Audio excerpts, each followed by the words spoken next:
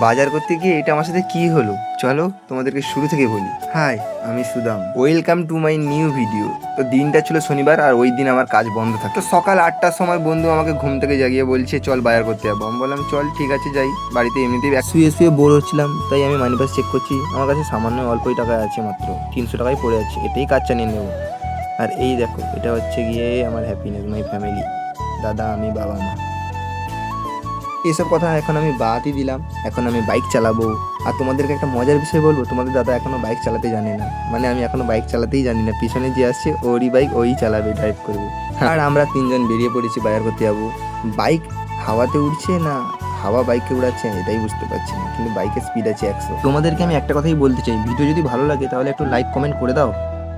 আর তোমাদের সঙ্গে কথা বলতে বলতে আমি বাজারে চলেই এসেছি। বন্ধুকে বলছি দেখ কি মাছটা নিয়ে, আর বন্ধু মাছ দেখছি, ততক্ষণ আমি বললাম আমি একটু বাজারটা পুরো ঘুরে আসি। তাই বাজারটা ঘুরে ঘুরে দেখি কি সবজি উঠেছে আর কি মাছ উঠেছে, তাই ঘুরে ঘুরে দেখছি। আর আমি কি কি বাজার করলাম দেখাবো পরের ভিডিওতে।